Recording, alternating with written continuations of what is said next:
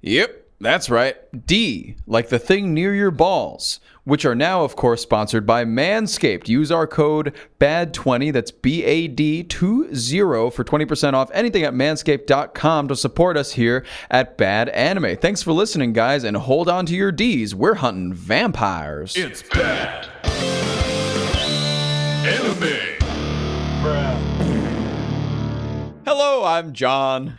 I'm Rob. And this is Bad Anime, the show where we decide, is this anime bad? And today, we are diving into another delicious, delectable, great show, great series. That While you were doing that, I was thinking of every other thing. I'm thinking, like, diving into the depths of another delectable delight. Oh, you're much better at that than I am. Oh my god, we need to make you our alliteration correspondent instead of me. I got to take that off my LinkedIn. Is that on your LinkedIn? I mean, there's a lot of weird stuff on there. Somebody could have endorsed me for my skills. I haven't opened my LinkedIn since September of 2017, so I have no idea what's on there. That makes so much sense. I've been sending you so many messages and you never respond. I thought that was on TikTok, not on LinkedIn. No, that's on LinkedIn. I send all my nudes to you on LinkedIn. Is that why I get emails saying you have a new message on LinkedIn? Open now. And it actually says you have nude message on LinkedIn. They put in a new feature with, it's great. Email marketing. I wasn't wearing my glasses in front of the computer. That's on me. Damn your eyes. Well, that's all right. I'll just. A good thing I'm naked right now. So. Well, it's a good thing my eyes still kind of work because we got to watch Vampire Bloodlust, and it was pretty. That's the only thing I texted you before we started talking about this. For context, I watched this last night. Yeah. Got home early from work. Sat down because sometimes when I'm watching anime, I don't always have the chance to tune the world out and just focus on it directly. But I was able to this time, and thankfully, part of that process for me is putting it on my basement TV, which is very large. So, now it's so convenient with the smart TVs with the YouTube app right in there. So. I just sat down, had a couple of brewskis. I took maybe 4 or 5 notes before I just started just watching this film go. And you could draw a lot of parallels to Akira when we talked about that, about how how Akira was such a technical marvel. Yes. This one, I wouldn't say as much in terms of actual animation, even though it was amazing, the animation, but just the fucking design, the aesthetic choices, the style. Just the appearance and the aesthetic of everything that was going on, and every building, every terrain was just exceptional. I thought the ideation on this was great, and leaps and bounds, by the way, better than the original Vampire Hunter D, which we watched together. About that. Yes, we did talk about it. We talked about D because I read that manga first, then watched the anime, and then read the first novel in the series, which there are several D books out there. They're not really interconnected, like I said before. It's more of a James Bond thing where you have your character and you put him in random situations and events and chronologically, and just a coherent narrative doesn't really matter. Right. It's just this fun character doing fun shit. Exactly. And it makes sense for D because he's a damn pure, half human, half vampire, so he doesn't really age. So these events take place presumably tens of years, hundreds of years apart, for example. Yeah. I mean, and they're all, at least to my knowledge, this franchise, every movie, or at least these 2 movies that we watched, Vampire D Bloodlust and then Vampire Hunter D, the original, both take place in a very, very distant future, kind of where there's space technology available and stuff like that. Well, here's the fucking incredible world they set up in D, where it's so far into a future, there's an apocalypse, but then after it, they go back to a medieval society. Yeah, which is pretty cool. So instead of the English building on the ruins of Greeks, for example, or some more ancient civilizations, they're building a new civilizations on these sci-fi ruins. So, which is pretty nuts because then it also reverts to the beginning of human civilization, where it's very well, not the beginning, I guess the Middle Ages, where you now are redoing history basically over again. And that was a really cool note for me as a big history nerd to see kind of in the first movie, all the towns looked very, very European, very European medieval towns. And in this one, that has like a similar ring to it, but it's also being built upon like they have like space guns, if that's a good word to use. They have like laser beams and shit. And like we'll talk more about this specifically, but the tactile gear that like some of the hunters use in this film is very future ancient, because it like looks like it's almost like we're in Legend of Zelda Breath of the Wild, where you got the Sheikah Slate and you have all these weird technological advancements but disguised as like rocks and shit. It just is very visually appealing and interesting. I want to pause before we dive in any further, because there's a lot to get through. Your hands are moving so much. I know, I feel so Italian.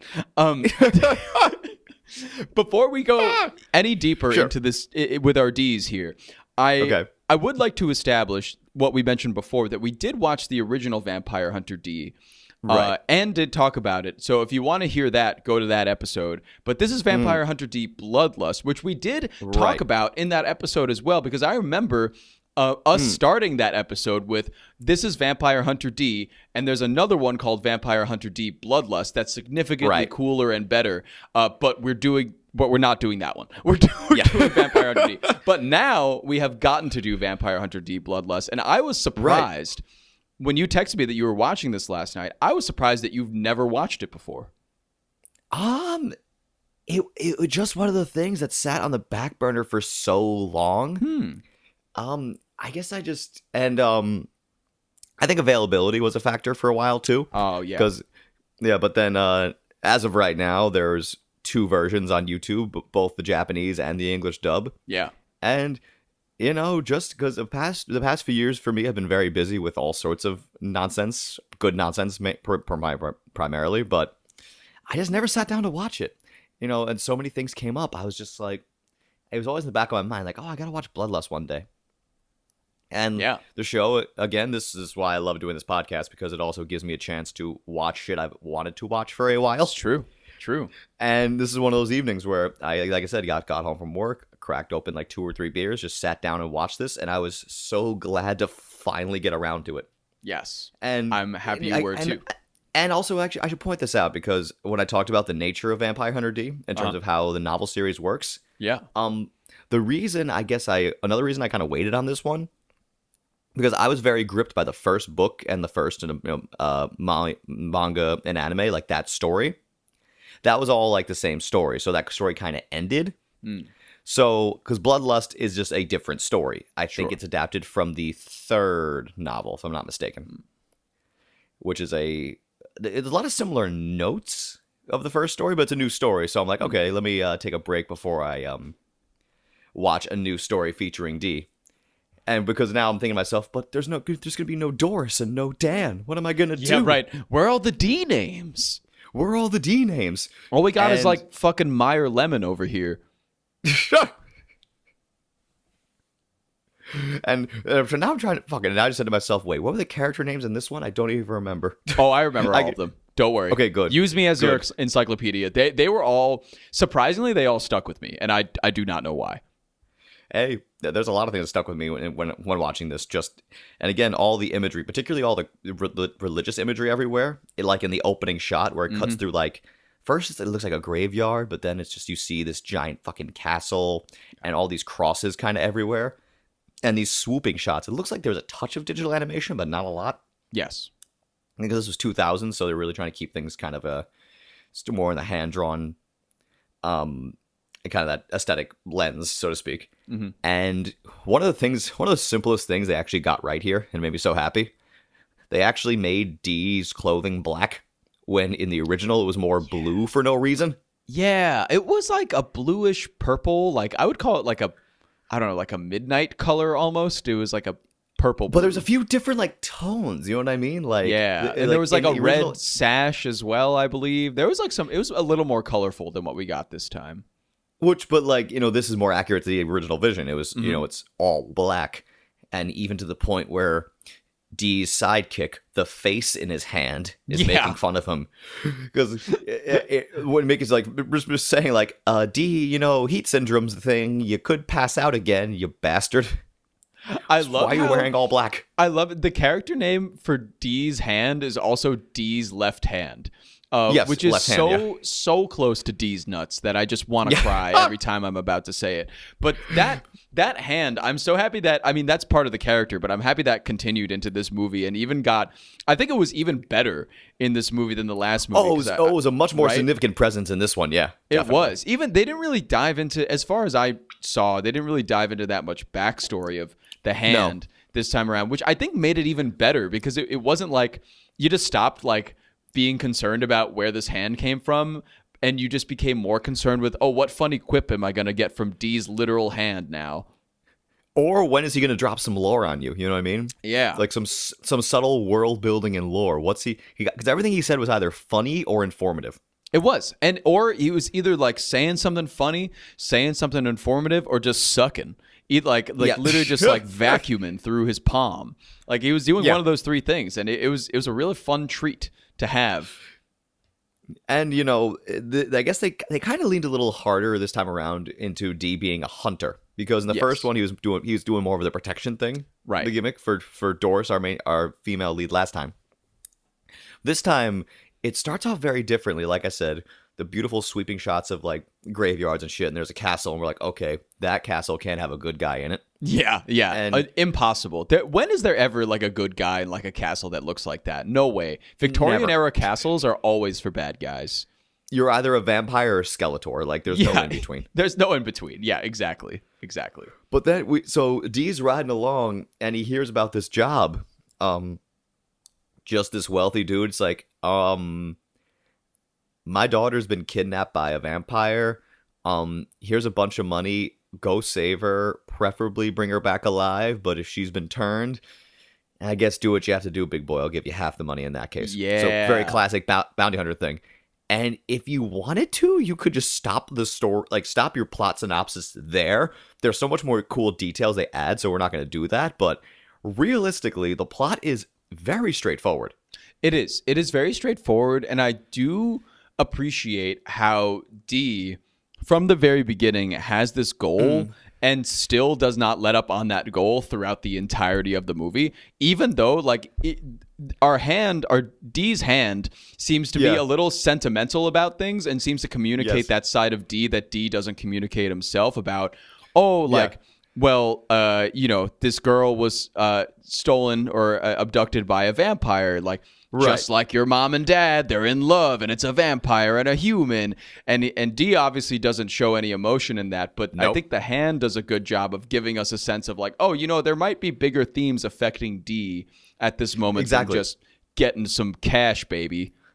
And it's just cool, because the hand, like as we said, is giving us like D's backstory and a little insight into how he thinks, because D is purposely so stoic and monotone and brooding that he's not going to give you any insight to who he is.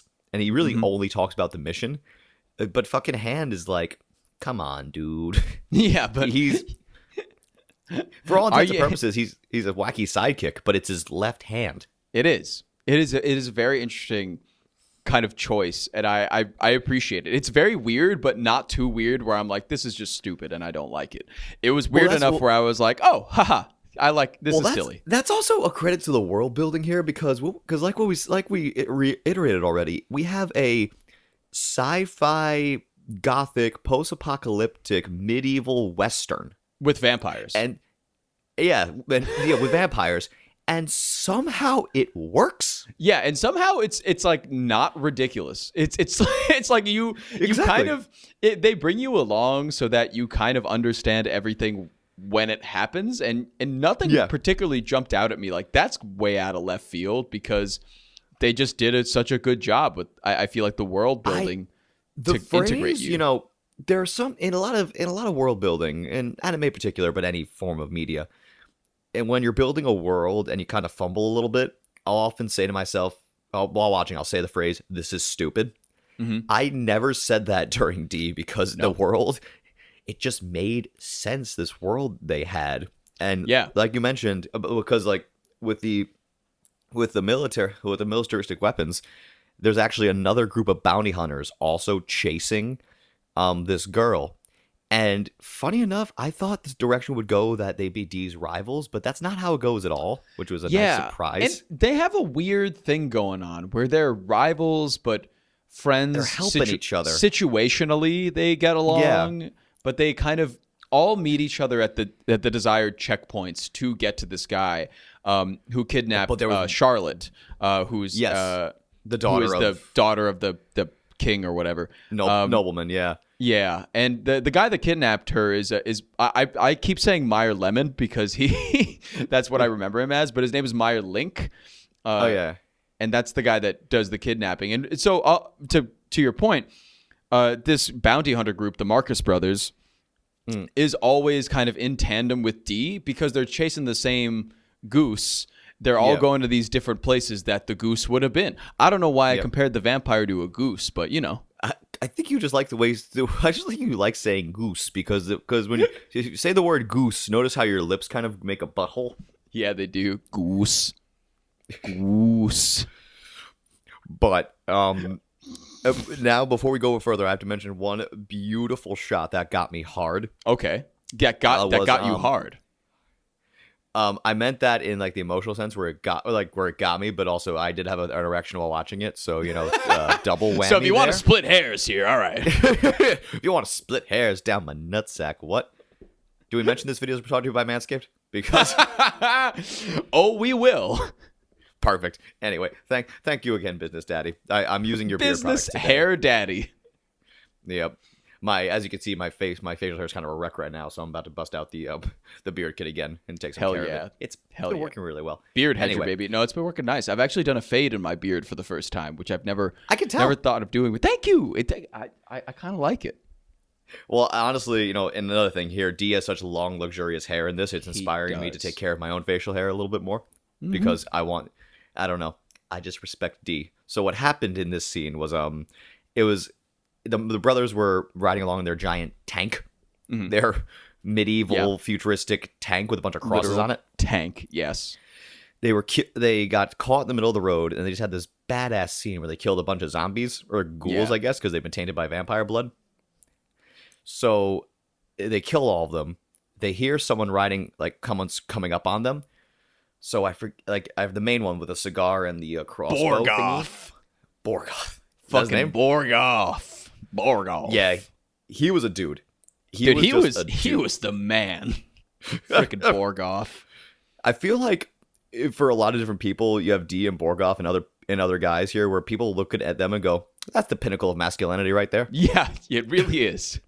So with Borgoff, it's this really sick scene where he shoots an arrow and it curves to hit D, and it's beautifully animated when the arrow's flying towards the air towards D, and I'm like, he's gonna fucking catch that arrow. And not only does he catch the arrow, he catches it in a way where he turns and his cape and his hair go off in a huge gust of wind right below the moonlight, and he just looks like some sort of dark god, and everyone's sitting there going, holy shit, he's pretty. That shit was so cool. When he did that, I don't know why it gave me this feeling, but it gave me the feeling when you go to a national park or something in any country, and there's always a big statue in the national park of some war general on a horse in a pose. That's kind of what I got from him, a very Simon Bolivar, I just liberated my country kind of pose. Yes. I don't know why that struck me in that way, but then I was like, oh wow, he looks like Simon Bolivar after liberating a country, and then I was like, oh no, he's hot. Oh no, he's hot. And as everybody else thought at that exact moment, because they had the Marcus Brothers, which are a band of 4 guys, and they also have Layla with them, who's this blonde, as we are to imagine it. I believe when I saw her at first, I was like, okay, so she's the romantic interest. Very good. Very good. And even she was like, I gotta go after him. And they were all like, what? I mean, why? And she was like, I just do. And they were like, that's all right. You clearly want some of that D, but you want some of the D. You want some of the D. And she did. She wants the D. She wants the D. She wants the D. I do have the pick of destiny in my possession today. Yeah, so we were using that to decide which episode to record first, and I saw that, so that was immediately. And it wanted the D, all right. It wanted. I mean, it sounds about right. Sounds about right. Yeah, but yeah, I mean that scene was beautiful. It was beautifully shot, beautifully done. I like how we got an established range of what hooligans are chasing Meyer Link at the same time and trying to get this guy. And it was funny because they actively choose not to work together ever, but they are made to sometimes. And that's what made it fun for me.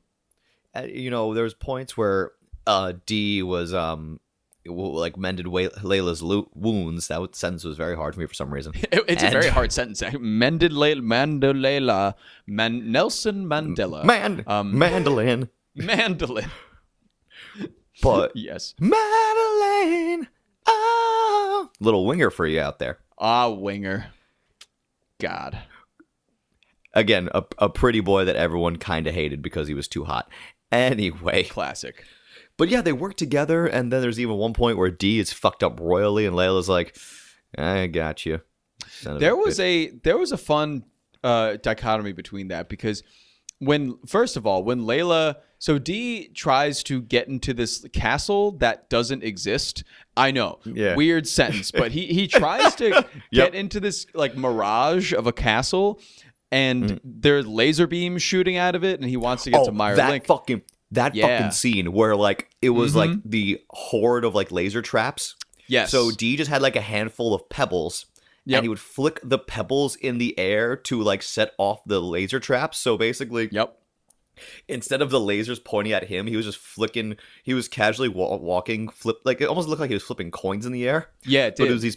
But it was rocks, and it was all getting. They were just shooting all the rocks instead of him. So he was just walking in a horde of lasers with no emotion. I'm like, can't you just get any fucking cooler, please? Oh, you're so cool. And he was also like flipping he was flipping pebbles like coins, like you said. And I was like, hey, who is this? Hana no Asukagumi or whatever? Like, get off your high horse, D. Have some humility. Come on now. Can't steal her shtick. Now do we talk about the scene where D got the new horse? Because that scene was also great. That scene was so good. But wait, I want to make a point first. About this particular scene, because after he going through those laser beams, Layla does the same because she's following him, and she does the same, and she goes in hot, and she gets taken out by a laser, and then she's laying down, kind of passed out, kind of not, and of course, where did she get shot? In between her titties. So D is like, this is anime after all. It is anime. I mean, you need a reminder now and then.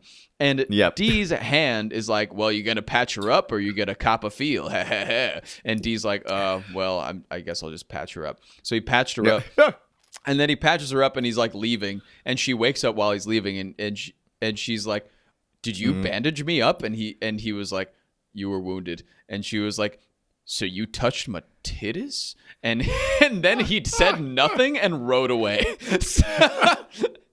Classic D. Classic D. What a guy. And then, of course, what you were talking about before, her scene that he got injured, or not injured, but was in the daylight way too long. Because that's a problem that D has, that he can't, like a vampire, you can't spend too long in the daylight. Otherwise, your skin starts to burn and you start to die.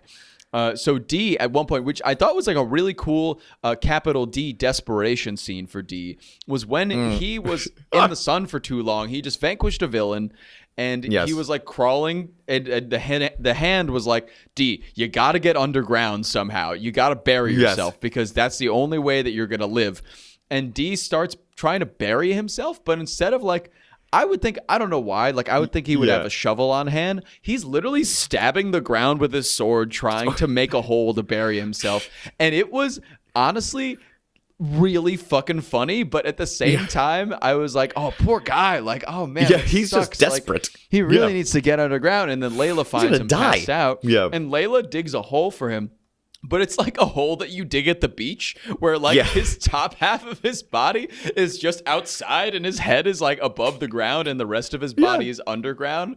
And and he comes to at night and he's like, whoa. He's like, whoa, wait a minute. You put me to bed like a baby. That's not us doing a lazy voice, by the way. That's kind of just how D talks. That was how he talked, basically.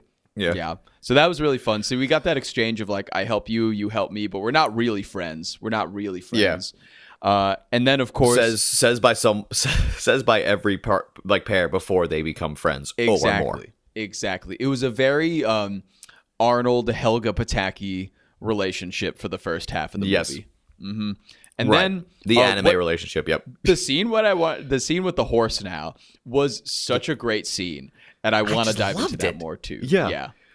It was D just, he's like, I need a new horse. So he rides into town. I forget which town it was. So he comes there. It was this town was noticeably more Western looking. It was. Or there was like, yes, it was. It was a very like the Gold Rush kind of era Western town, like a gold panning town. Exactly. And so with sheriffs drinking in the saloon, to like the very extreme. Layla's also there at one point. I think the sheriff tries to put the moves on her, and she's just like, no, I'm too busy thinking about Dampier cock. And he's like, Dampier? Where? And he did have like a bit of a southern drawl, which I really appreciated that level of detail. Which I really enjoyed, yeah. You didn't need that, but I'm so happy to have it. So, but while this is going on, D goes into like this, I guess the stable master's, place. He's like, I need a horse. And the master's like, that's 300,000. If you don't like it, go somewhere else, kid. And then he just throws in the money. It's like, well, there you go. You could take the horse. You're a Dampier, aren't you? I know those guys aren't too bad. And he goes on to tell this story about like 80 years ago. A Dampier like saved a group of children who were kidnapped by a vampire. Right. So the guy's like a soft spot for like Dampiers. And then of course the sheriff and a bunch of other armed goons show up. It's like, you can't have that horse. Yeah. Get out of town. We have rules against this. And the shop owner's like, I'm gonna sell my horse to whoever I want to. I have that voice. The shop owner literally was like regaled his tale of being like, I remember in season 1 of Spirit Chronicles where vampires and humans got along well in this town. And they're all like, shut up, old man. We don't care about your story. And he's like, well, when I was a child, there was a Dampier in town, and he saved all the children, and I was one of them children. And of course, this guy is the Dampier. But I loved it because I think the actual line was something to the effect of like, you can't forget a face like yours. So, which implies 80 years ago, D saved him and some other children, and this guy has never forgotten his face. Yep. So, but he still charged him $300,000 for the horse. Of course. but also he pulls up the shop owner pulls a big rifle on the rest of the sheriff and everyone else. Like, you're not gonna harm him. You're gonna let him go. He's gonna take that horse. He paid for it. Y'all get the fuck out of my stable. And I'm just like, wow, there was a lot of world building in that scene. Yeah, there was. It was really, really cool. And it just reminds us that D is a guy who's going to do the right thing. He believes in doing the right thing, but he's just so stoic you can never tell. Yeah. Because he just doesn't express himself. So you have no idea whether he's a good person inherently, but this guy just basically spent the scene going, yeah, he's always been a good dude. I'll let him go. Yeah. And then, of course, he rides out of the barn where the horse was, and Layla's like sitting like outside the barn and like eavesdropping and listening in, and he rides right past her, and she's like, wow, he is a good guy. So, and he is hot. And he's so dreamy. And that was a great scene. I really love that scene. I really love that scene. It just it really resonated with me in a lot of ways, just from an intellectual and emotional standpoint. Yeah. It's bad. Listen here, listeners. I know your balls are looking nice, but you know what could use a shape up? Your beard. And breaking news, Manscaped now sells beard products. That's right. They're once again revolutionizing men's grooming with the brand new Beard Hedger Pro Kit. From a beard trim to a fresh shave, the technology behind the Beard Hedger Pro Kit allows you to shape your signature beard look. Now you can finally use Manscaped products to make your drapes match your carpet by going to manscaped.com and using code BAD20, that's BAD20, for 20% off and free shipping. And ain't that great? Now back to the anime. It's bad. That actually brings me to something about this movie that I thought they didn't need. I was very the dialogue, I think, did a lot for this movie. A dialogue outside of, Dee's dialogue, because he doesn't really have much. But, scenes like that where they explain things and, like, build a world, but in a scene and not just giving it to you as a viewer as, like, here's what this is. I really think they didn't have to use a lot of text in this movie. And they used a little bit in the beginning that was like, in a distant future, vampire numbers are dwindling. And then I remember there was a scene somewhere in the movie that one of the vampires was like, our numbers are dwindling. And I was like, well, yeah, you could have just done that told. And not you were going to do it anyways. Like, why do you have like a text crawl at the beginning? So I think that was a very, very small thing that I was like, you didn't really need it, because they did a really good job of explaining everything outside of that. Yeah, I honestly wondered how much the opening text crawl was for act. I think it was weird because text crawls usually are meant to inform an audience. I think that one just wanted to look cool. I think it did want to look cool too. I did get wind of that. It wasn't very like utilitarian. It was more nice looking. It felt artistic more than an like actual... a storybook kind of thing, I guess. Yeah, it felt like that more than an actual device to tell the story. But yeah, I kind of thought that too. I'm like, okay, I don't know why this is, especially because it's a very short text scroll. But that's when it kind of hit me. I'm like, okay, maybe this is just for the aesthetics. It could be. I didn't even think about that. You could be for strictly aesthetic purposes. Honestly, and the phrase "for the aesthetics" can sum up most of this film. They can. And it just kind of continues on, because eventually we meet the kidnapped woman and the vampire, and we say, and I'm going to put kidnapped in quotes because, the woman is just very much in love with this vampire. Yeah. And from what we believe in the beginning, the vampire is in love with her as well. Right. Things get hazy as the movie goes on, and we're like, did he really love her, or did he just do get a little weird, because at first, or did he just want a snack? Right. In the movie, you're thinking at first like, oh, this vampire Meyer stole or kidnapped Charlotte because, he wanted somebody to feed on and like be his wife and forever and whatnot. But, as the movie progresses, we're actually treated to a lot of scenes of Meyer and Charlotte interacting. Yeah. And they just like each other, and they want to be in love forever and go away, and he hasn't bitten her yet or anything, which is a big deal.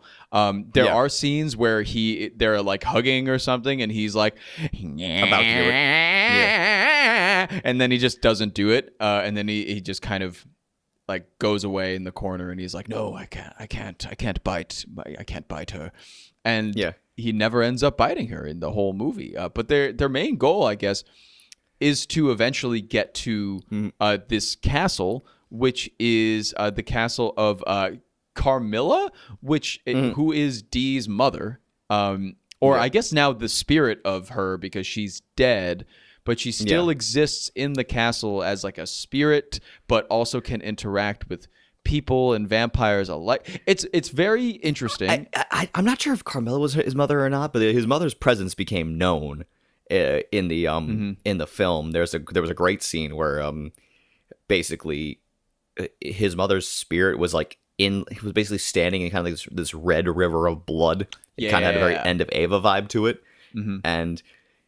And she was going, Dee, I know you hate me because I brought you into this world. And so that was an intense scene out of nowhere. Dee's just standing there looking at his mother saying, sorry you were born, sorry you're half vampire, and sorry your life kind of sucks. And I'm like, oh, this is heavy.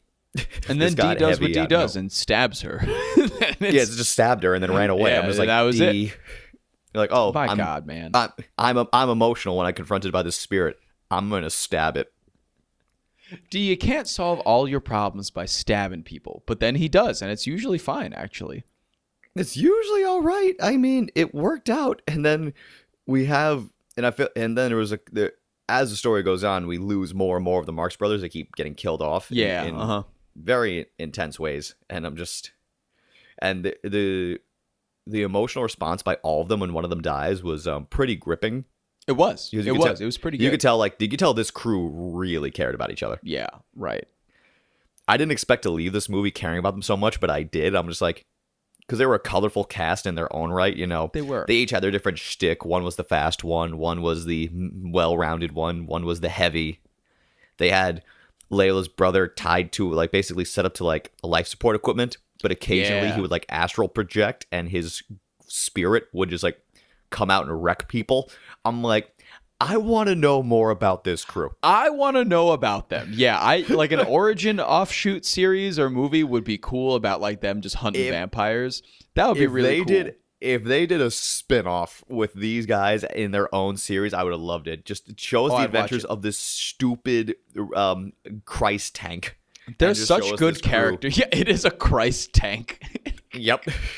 They're just such good characters, and they have a lot around them, given that they didn't get a lot of the screen time. I mean, they got a really good didn't amount. get a lot of time here. Yeah, I mean, they got a decent amount, but it wasn't like anything that I was like, oh no, like I don't think when they died, I was like, oh no. I was more like when I saw the reactions of them to their friends dying, I was like, ooh, now that it shifts the tone a little bit from what we're watching here. When the big one died, and our main dude was freaking out, that one was emotional for me. I was like, oh damn.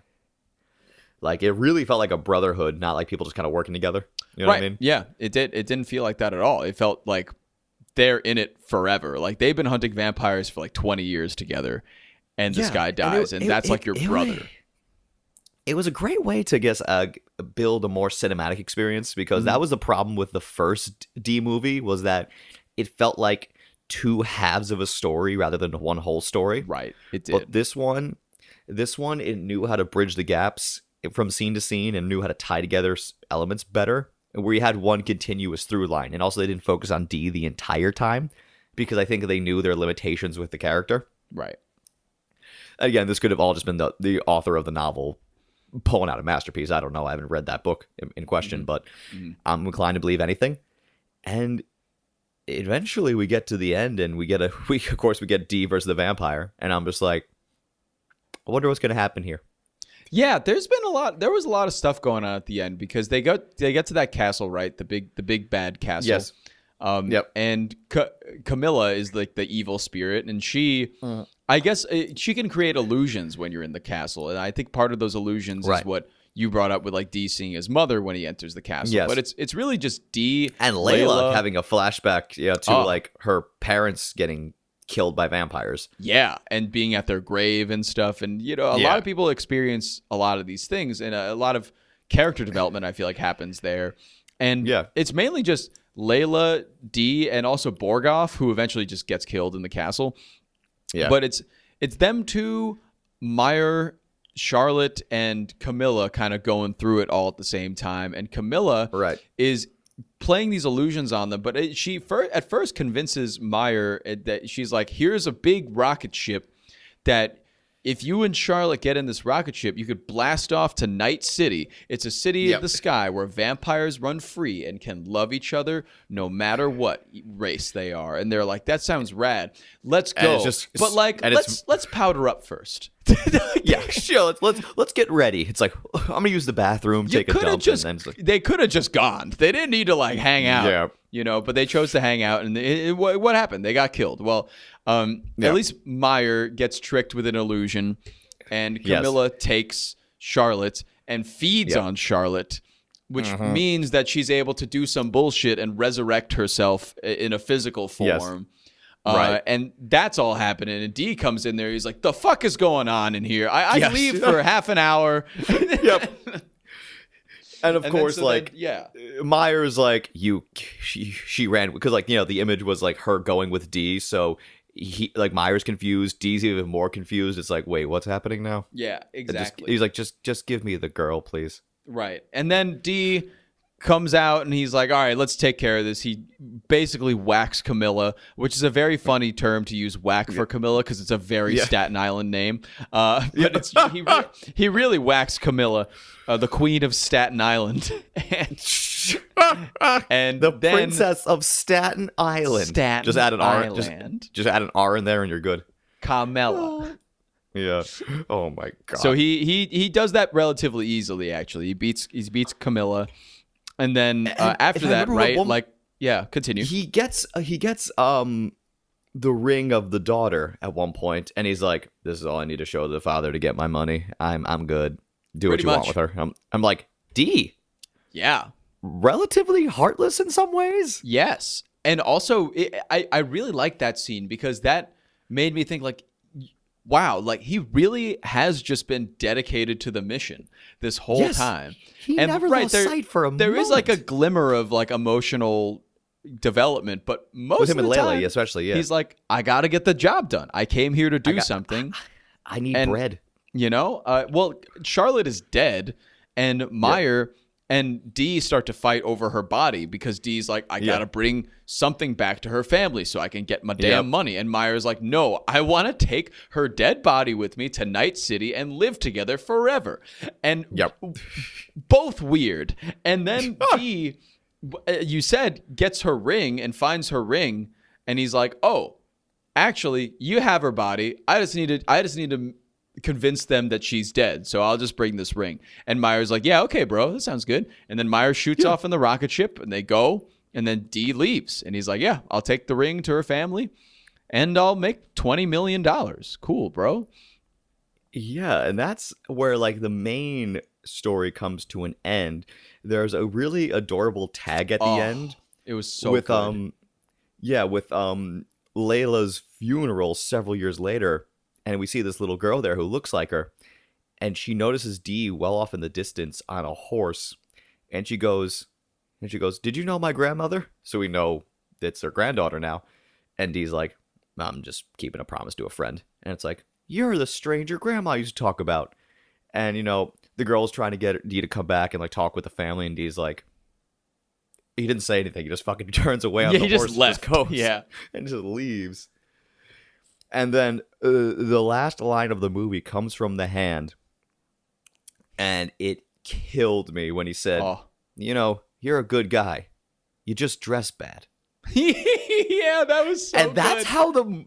That's how the movie ends, on a quip. I'm like, we're ending this dramatic, gothic, you know, frankly, stunning film with a quip. And I just love that kind of smack in the face, that little laugh right as it ends. And I'm just like, I just experienced a few too many emotions in this hour and a half. That was so funny. Like, yeah, that got me. You're a pretty good guy. You just dress bad. Dress bad. It was such a good line too. It was just perfectly delivered by whoever the hell voiced Hand. It got me laughing a lot at the end. It was great. I think like the ending was one of my favorite scenes, and it was so cool because like, you know, the ending prior to that was the rocket shooting off, and Layla's like, hey, you mind if I get a ride to town? You know, and Dee's like, yeah, hop on, whatever. And then they go, and of course they create a friendship and stuff by the end. And it was really cool at the end to realize that, you know, that friendship was a lifelong relationship, and that and also it's a little sad because Dee throughout this has to struggle with, you know, a life of eternity. And there are times where there is dialogue about, you know, I bet you wish you could just, you know, take this all away and not have to live forever. And just be human, because humans have like a natural life cycle. And it was just really, honestly, very sad, but also heartwarming. Of him being like, I mean, like, you know, I've lived hundreds and hundreds of years, and I've just experienced different people passing in and out of my life that whole time. It's one of those things where it's one of those beautiful, bittersweet kicks in the dick. You know what I mean? It is. There's a happy tone in there, but, you know, it's finding happiness in that ever encroaching shadow, or that everlasting drudge that is his life. He's just finding these small glimmers of hope. It's kind of remnant. It's fairly remnant of Count Lee in the original, but in a way, in not a sinister context. It's just Dee finding happiness along the way. And, you know, it's just so funny now, because while we're talking about this now, images are flashing in my head of the first OVA or first movie of Dee. And I'm like, wow, this is the same character, but just done exceptionally better. Yep, I agree. So now I think it is kind of comical that there's two of these movies exist, where one is the original and the other is this. Yeah, it's not bad. I mean, obviously, from the way I've been gushing about it. Obviously not. It's not bad. No. And I think it even kind of drifts off in the question of, does it hold up? And I'd say, yeah, just as a cinematic anime experience. And luckily, it's not super anime, if that makes any sense. So it's one of the things I can even recommend to someone who doesn't watch anime, just wants a good film. I'm like, Yeah.